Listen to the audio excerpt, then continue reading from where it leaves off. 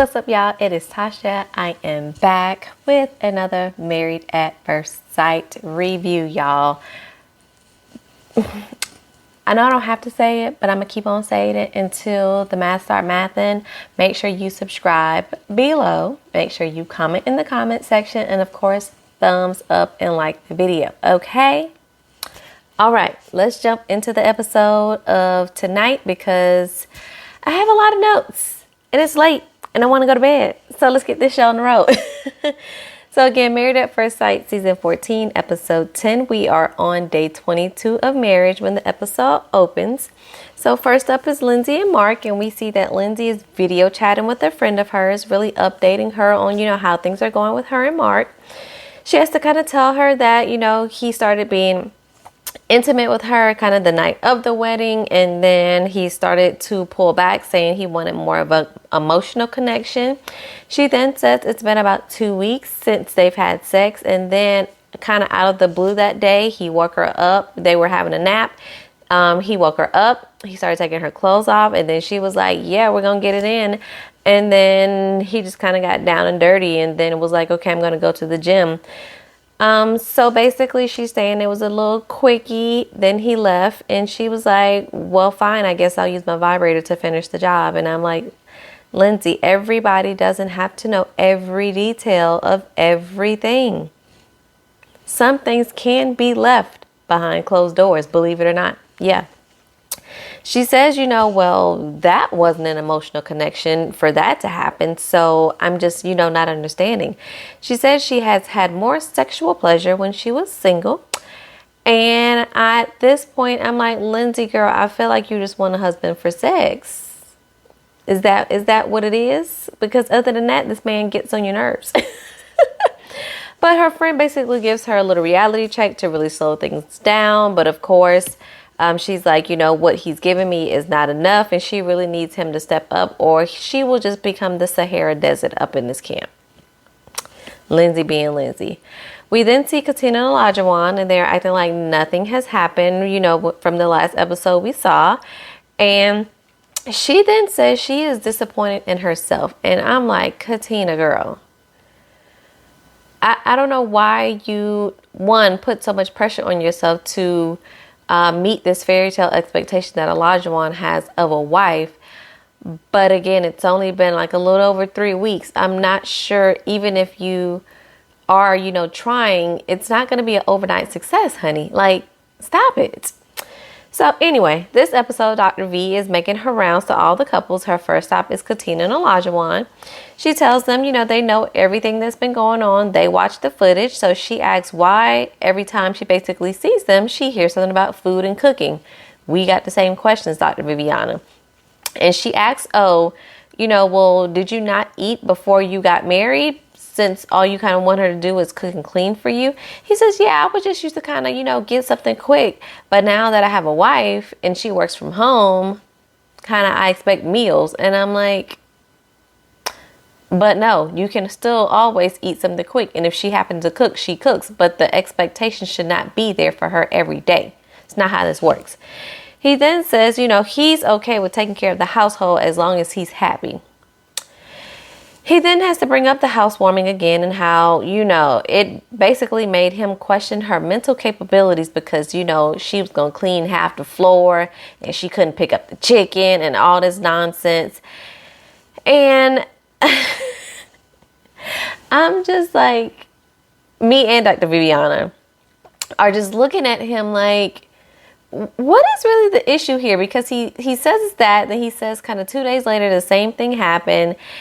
And I'm just completely baffled of, if you did not know what he was talking about, you would probably think he was talking about religion and kids versus cooking and cleaning. Like, as long as it gets done and maybe y'all are sharing the chores and you stop having this expectation that because she's the wife, she's supposed to do all this, maybe we would be in a better place, Olajuwon. That's all I'm saying.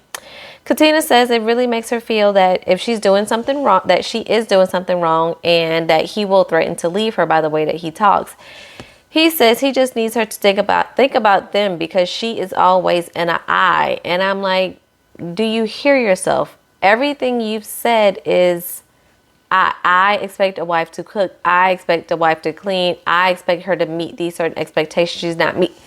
But yet she isn't about we and you are. Make it make sense, okay?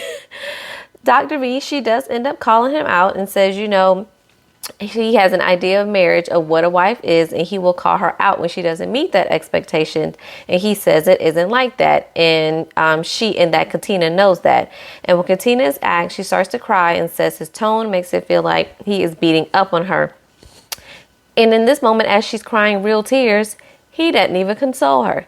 She says it makes it feel like she is not good enough for him. And again, he's doing nothing but looking at her as if this child is not sitting here crying because of things he has done and said. The narcissist of it all. I just can't fathom the fact of her sitting here crying over him, because I wish I would cry over Olajuwon. Of all, in the words of Chris, of all the black kings, white kings, Hispanic kings, I wish I would cry over Olajuwon. Do you hear me? No, sir, and no, ma'am. She then says to be married to someone who calls you out on your insecurities makes her feel like she isn't good enough. And it's hard when he calls her lazy because that's all that echoes in her mind. And basically his harsh words that he uses, what she kind of hears as a playback. She tells him that his energy and tone is what he needs to work on. And he says he hears her and says he will work on these things, and says that as a husband and wife, there are things that are expected to be done. And none of us sitting at this table, including, you know, us watching on the TV, can figure out why he has these expectations. Like, he has no real reason as to why he has these archaic expectations from her. It's just like, because that's what I expect from a wife. But why though? But why though? It just don't make sense. But he then starts to get a little emotional and says he really cares for her, and he feels he's given 100% and he gets no reaction from her, and he doesn't know how she always feels, and that is scary. And again, Olajuwon, you cannot expect her to open up when you use the one thing that she has opened up to you thus far about her ex kind of making her cry, making her feel less than, and then she doesn't cry in front of people because she doesn't want to give them that type of power. And then the very next day you kind of turned that around and used that against her and made her cry and did not console her. So save the BS for somebody else. She says she'll try her best to be more open and to be vulnerable. And I'm like, here we go with being vulnerable again. Complete and utter eye roll. I just want Katina to stop being a complete pick-me in this situation of trying to do whatever and anything for this man, for this marriage of all of 3 weeks. Girl, you're not invested enough to be putting up with all this bull from him. No. We then see Lindsey and Mark go to the beach. They do an exercise that Dr. V has also sent. Mark asks her about her favorite sexual position. She says on top.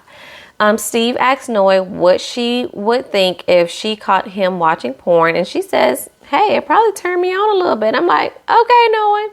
Katina asks Olajuwon if he could change anything about her physically, what would it be? And he says nothing. This would be sweet if it was coming from someone else. Michael asks what he can do better. And Jasmina says to really talk and have some small conversations.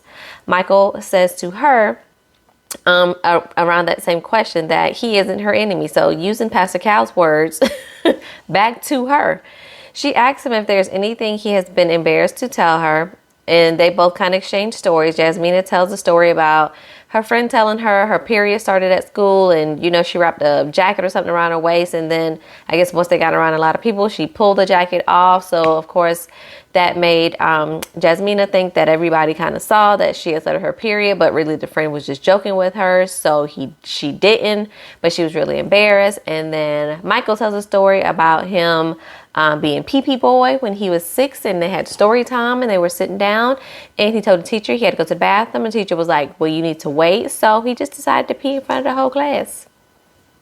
And that was their stories that they was embarrassed to tell. Let's move on. Michael says, asks her what her favorite physical feature is of him, and she says his arms, and then she asks the same, and he says it is her smile, and they smile, and she touches his arm, and that's it. Dr. V then goes to visit Steve and Noy, and she will talk to them about trust and intimacy as well. She tells them they have done a great job so far building that connection. Steve says when Noy gets upset, it's hard for her to verbalize what she feels, and we have to talk about Noodlegate all over again. She says in the past she has lashed out at partners and she didn't want to say anything that she couldn't take back, which is why she left, which is cool, Noy. I need you to do some self-work on that to be able to control yourself, but also you could have told him that. Even if you couldn't verbally tell him as you were walking out the door, you could have immediately sent him a text once you got to your car or your destination and said, hey, I don't want to say anything that I may regret later, so just let me cool off and I'll be back tomorrow to talk. Maybe, okay. Maybe I'm just oversimplifying this. I'm not sure. She says she didn't realize how badly she hurt him leaving the way she did, and it broke her heart to see him hurt. And again, Noy, you knew the man was concerned. He called you, he texted you, he was checking in on you, trying to figure out where you were, and you did not respond. So cut it out, sitting here acting like you didn't know that he really felt these feelings for you. If he didn't care, he would not have reached out. Okay? So Steve tells her that something has to change because this will not be sustainable the way it is. He says he needs her to tell him right away if she is upset, so that basically they can start kind of working on it and talking about it. And I'm like, well, y'all are kind of on opposite ends of the spectrum, so you can't expect either of you to just go from 0 to 100 on either end. So you need to kind of slowly make your way to the middle to figure out what the compromise is going to be. She says she needs more of a concrete plan because he doesn't want to work, is what she said. And I'm like, we all know this is the main issue that Noy has. And quite frankly, this is what I have with him too. I just want to see what is the plan. The plan just can't be to trust me. I need to see what the plan looks like and how we are going to execute said plan. Okay. He asks if she doubts he's capable of making money. She says she doesn't doubt him, but it hasn't been something that she's seen since they've been together. Again, y'all have only been together about 3 weeks. So you're not going to see and know everything. But Steve, she needs a little bit more to go off of. I mean, you can't blame the girl. She just needs a little bit more to go off of. Steve says if she enjoys the benefits of food being cooked and the house being clean, it will not be this way if he works full time. And he's just like, well, don't you like the house being clean? Don't you like the good food that I cook? Sir, she can hire a cleaning service and she can hire somebody to do some meal prepping for her if that is the concern for you to go back to work full time. So, sweetheart, don't let that factor in as to why you can't go out here and get a job. Okay? And Dr. V asks if she will be okay with him being a stay-at-home dad if they had enough in savings. And Noy is like, no, that's really not what I've envisioned for my marriage. And I don't blame her on that front unless you're some type of multi-millionaire with long money as to why you would not need to work again with us starting a family. If that ain't the case, I'm gonna need you to figure out what the plan is, because kids are expensive, and that's if everything goes as planned. But if anything just happened to come up, or even if they happen to have a disability, if you happen to need just a babysitter for the night, that stuff costs money, Steve. You know, the green stuff that you get usually every 2 weeks, or the 1st and the 15th in your paycheck if you work. Yeah, that. So the next couple up is Jasmina and Michael that's getting a visit from Dr. Viviana. She asks physically what they have been going through and where is their trust at right now. Michael says, we really aren't doing anything physically. No sex, no kissing really, no hand holding, just living together. Michael says he's allowing her to take the lead, and she's just used to having an emotional and mental connection first before a physical connection, because she says if I don't have the emotional and mental connection, my vagina ain't getting wet for you, is what she said.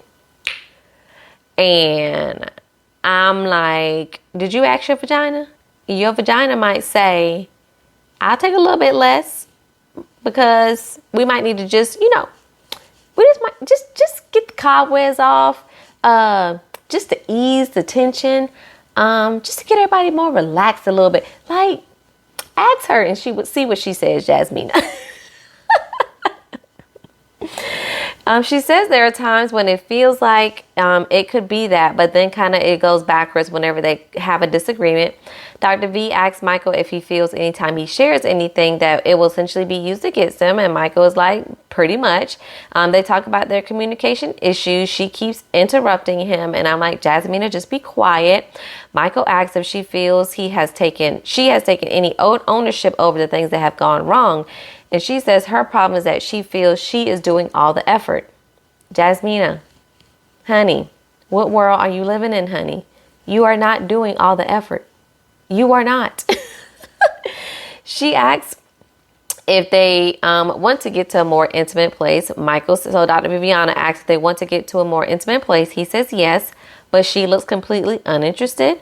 Michael thinks that, they can build the mental and emotional if they are a little more physical, not including sex, but, I think if we just do something else, that could also help build the mental and emotional connection. And what I gather from this scene is Jasmina just continues to get more exhausting every episode.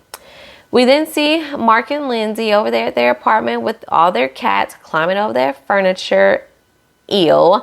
But Dr. V shows up at their apartment for the last of the road show. When asked how, they feel about marriage, they both just laugh like some idiots uncontrollably. And Dr. Viviana is like, well, what is happening? Mark says the marriage has been interesting in the 3 weeks of getting to know her.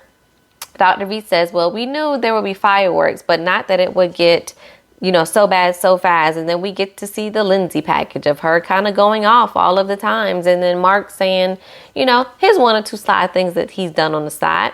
Dr. V says she hopes her visit will propel them to leave the past in the past and they can't continue to do these type of things to each other. Mark goes to talk about their sex life and Lindsey says it's dead.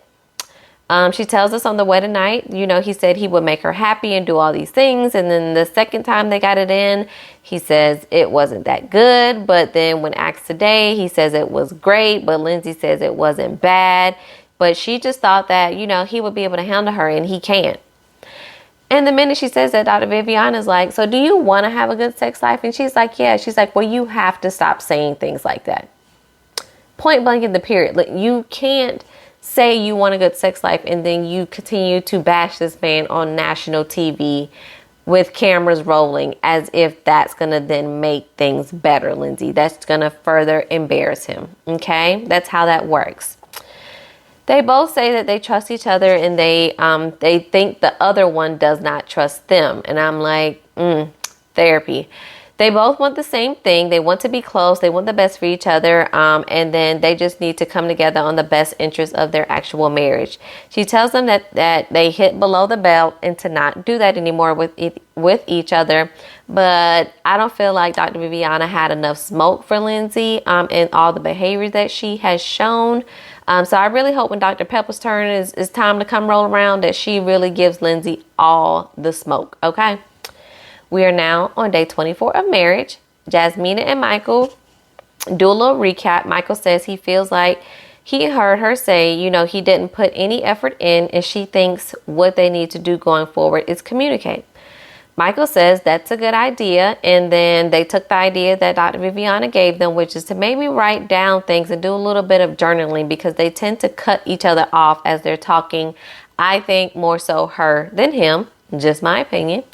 And she says she doesn't want to write her thoughts down because she's fine with communicating verbally, but you can write your things down and then come to me with that. More exhausting behavior from Jasmina. He says they both need to try to introduce a new tool, and before he can even finish, she gets up and leaves and says she needs a second. Girl. I'm just like, why can't you try the journaling thing? Like, why does this have to be a fight? Why do you have to say, well, I have no problem, verbally talking to you and communicating, so why do I need to write things down? Just try. Even if it doesn't work out, for shits and giggles, give it a try and see what happens. Like, this isn't even really a fight worth fighting, Jasmina. And that's really the part of growth that you need to work on within yourself, is that I think you do feel like everything is worth the fight. But when you get married, and then definitely when you have kids, you have to figure out what is your fight. Because every day, if you do this every day, you're going to be fighting for your life. And if that's the life you want to live, go for it. But I don't think that's what you want to do every day. So you need to start picking and choosing your battles, honey, because they do not all need to be dragging us through these streets, okay?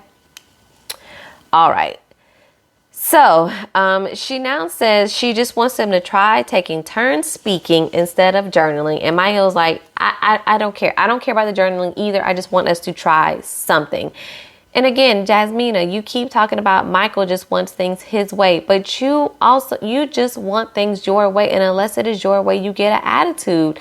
Like this whole, oh, I'm not going to do the journaling, but can we also try just to take turns speaking and then ask the other person if they are done or whatever before the next person speaks? Like, girl, that's just another attitude and argument waiting to happen too. But if you like it, I love it at this point.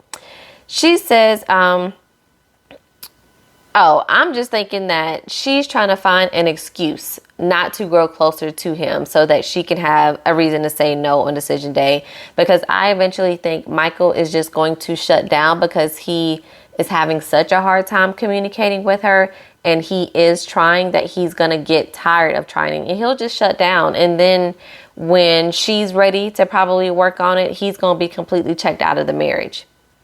We then see Katina. She comes home with grocery bags. So at first glance, I assume she had finally went to the grocery store. But it ends up just being some bags full of snacks. She said she was really going to woo Elijah. They were going to have a little movie night with all his favorite snacks. He comes out. He gets real excited and he loves it. And I just constantly think, well, what have you done for her to show her that, you know, she's a good wife, or that something she's asked you to do and you followed up on it? Like, where is that part? Okay. He says it means a lot to him because, you know, this is how he likes to go out. So instead of actually leaving the house, he kind of likes to have these in-house date nights.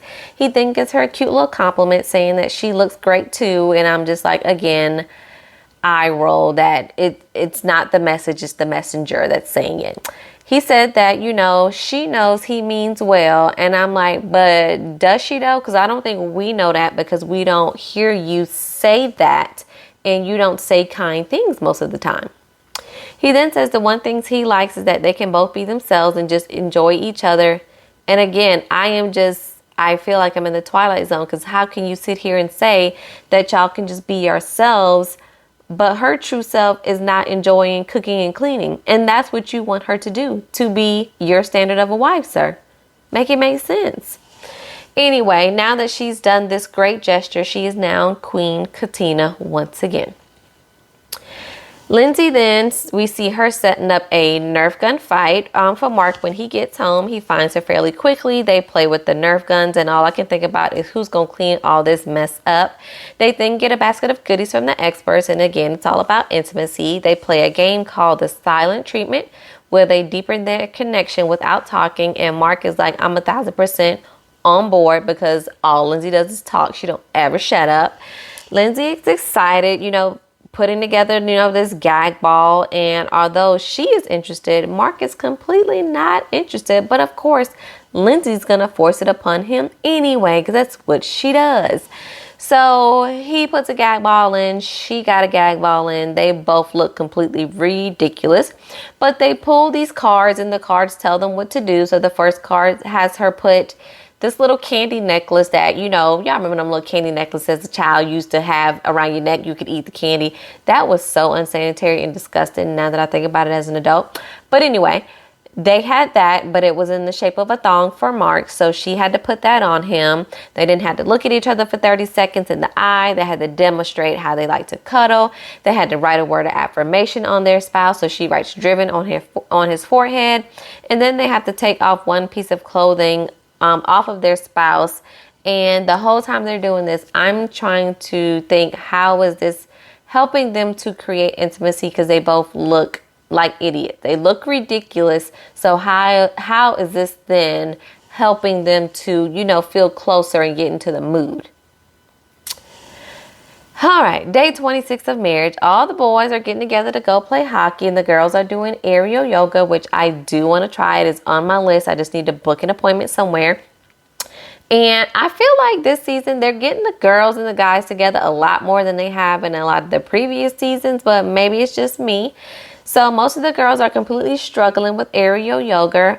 Lindsey says that her and Katina are getting along and things are pleasant. And, this outing is great because Alyssa's not here. Jasmina says, as she's kind of hanging upside down and doing all the things, that she has broken her coochie. Over on the guy's side, Steve lets them know that he dropped the L word. And of course, Noe was shocked and told him she loved him too.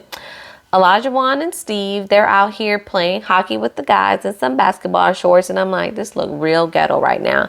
Michael is just struggling to stay on his feet. So essentially none of them are good at the activity. Back over to the ladies, Noe says, things are going well. And she says she thinks her and Steve are almost too comfortable because she misses the mystery of it all. And Jasmina says she misses the chase of dating because basically Michael's mouth has caused all the issues that they have, and she feels like she is chasing him. Jasmina. This kind of explains why she's always dated people in another state, because I think she likes the chase of course, distance makes the heart grow fonder. So when they do see each other, her man back then was probably just all up under her and just wanting everything from her because he had not seen her. Sweetheart, that's not gonna be the same effect you get when you are married with someone and you see them every day. It just ain't gonna happen.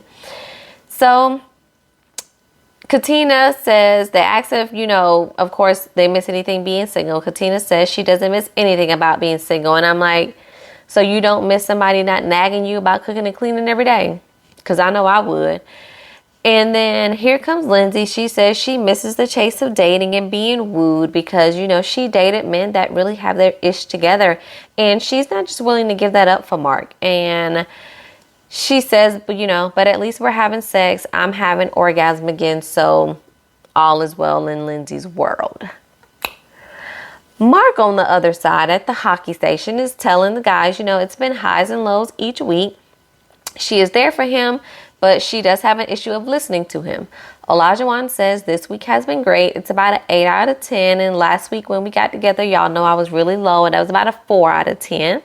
Michael kind of asks, has it ever been a 1 or a 2? And Olajuwon's like, no. And if it ever gets to be a 1 or a 2, I'm probably just going to be done. I'm going to be checked out and leave. Well, he says that. And then Michael is like, well, I've been at a 1 or a 2 because there's just been so many issues, and he's really trying to create his own idea of marriage because he, of course, did not see that growing up, and he didn't think it would be this hard this early, but he ends up giving their marriage a 7. Jasmine, on the other end with the girls, is like, I just don't even feel comfortable giving our marriage a rating at all. She says since their first month has basically been pretty bad, that their next month has to really be amazing for her to say yes. But Lindsey says, well, when Mark says the same thing, it really hurts her feelings because she learns something, every day. And I'm like, really? What are you learning exactly, Lindsey? Please share with the class. But Jasmina says she hasn't learned shit about shit. Okay. We then see Mark and Lindsey in bed recapping the day and asks, if there's anything, he asks if there's anything he needs to work on. And she says she needs to be wooed and he needs to earn her. And I'm like, girl, what does being wooed mean? Like, you just can't say that and expect this man that has known you all of 3 weeks to just understand what your definition of being wooed is. Tell him so he can figure out what type of effort he needs to make, because girl, I don't know what you expect to get from saying that. But she says she needs to see the effort because that's going to be the difference in her saying yes or no on decision day. We then see Michael and Jasmina go to a yoga class, and I feel like every season there is a couple that they send to a yoga class that's not being intimate in hopes that it increase their intimacy. I don't know how successful this is at working, but they just keep doing it every season. Jasmina says that yoga is a different level of intimacy, and it feels good to really have Michael close, and she said she can see herself being intimate with him. And again, I'm like, you need something to take the edge off. Like, just give it a good old try at this point, Jasmina, because my God. Michael asks her if she has been fully vulnerable with him, and she says no. Because of the lack of communication, it doesn't make it feel like he cares for the marriage or her as a person. And as they're doing this, they're blindfolding the person that's answering the question, and they give them like a little fruit, chocolate, snack, whatever they have sitting there for them. She asks him what is hard to say, and he says that he wished he trusted her more, and a step in the right direction would be for her to not be feeling so defensive. She says, that isn't a shock, and she needs to create a safe place for him, but yet she continues to not create a safe space for him. She finally says that everything is not his fault, but we need to action to prove it, Jasmina. You're just not going to be able to say that, and we believe what you're saying. She asks if he regrets getting married at first sight, and he says no, that they've had a rough patch, but if they can make it through the hump, they'll be a lot better. She says they've had a lot of bumps, but good moments as well, and if the good moments would continue, that would just kind of be really amazing. Steve and Noi, they get a little basket of goodies focusing on the 5 senses, and it's supposed to force them to think outside of their comfort zone since everything is pretty much going pretty well with them. So Noi has to take a body shot off of Steve, and she acts like she has no idea what a body shot is. What is a body shot? Noi, so you telling me your alter ego Noisy ain't never took a body shot? Okay, girl. So then they have to dance, and again, she's acting shy as if she didn't tell us that Noisy likes to dance. They then have to tell each other one intimate fantasy they have, and Steve says they should try taking a shower and washing the other person. And Noi just like, so you just want to get clean? Okay. So Noi says that they should have sex in a semi-public place, and this definitely makes Steve's ears perk up a bit, and he's like, I already got some things in mind. Like, I know maybe some places or things we could try where we, could be a little safe, that we won't get in trouble, but, also make her feel a little comfortable and get her fantasy fulfilled. So I guess you got to, spend the hours of the day doing something if you're not working. They then have to write down their fears and struggles and burn it together. She says her fears are not, surviving as a couple, not opening up, worrying if she is strong enough to be his better half, and she worries about their future and that she won't be good enough. He says he worries they won't grow in the ways that they need, and basically the expectations of Noi. And I'm like, so the expectation for you to have steady income, Steve, because that's what it is. That is what it is, okay? So Michael and Jasmina, they are then getting ready for bed, and she asks to pick out his beard, and he lets her. And he thinks that really their mindset has changed since, having a visit with Dr. Viviana. And, he hopes that they can really start having fun with each other. She says that yoga made them closer, but she hasn't really felt a spark since the wedding day. But the experiences that they've had over the past couple days have really brought out similar feelings. Michael says if they continue to build on what they did today, the emotional and mental connection will continue, and then the physical will come. And I'm like, maybe y'all both need the physical again to loosen y'all up a little bit. So let's just, fast forward this a little bit, and let's maybe try the physical one time at least and see if that, helps everybody just take a breather, get some of that stress off, just give it a go. But she really wants props for not cutting him off all day. And I'm like, girl, we need more than just one day, because at this point you like 1 for 25. So good job, Jasmina, but we still got a long way to go, okay? So Katina and Olajuwon wrap up this episode with their basket of goodies that they got from Dr. Viviana. And of course, he loves it because a wife's job is sex, cook, and clean. They play with the toys that were delivered, and he says today was the first day he's kind of seen the tension break from her. He gives her a massage. She says the first massage she's ever received from a man. She blindfolds him and places a shot in his probably little dirty, linty belly button. Girl, I would never from Olajuwon. No, ma'am. But they both have a good time, and they end up taking it to the bedroom, and it looks like they might be getting it popping for the first time for what they telling us. And I'm just going to leave it at that. But anyway, that was the end of the episode. We didn't see a preview of the rest of the drama that's coming the rest of the season, which basically looks like a rinse and repeat of what we've already seen from all the couples. So hopefully the next half of the season isn't boring and just, again, a rinse and repeat of what we have already seen thus far in these first 10 episodes. So I'm assuming that means we got 10 episodes still left to go. Whoo, child, give us the strength to make it through. But as usual, y'all, leave your comments below and I will be down there chatting it up, giving y'all my feedback, and let's just keep the conversation going, all right? I'll catch y'all next week. Peace.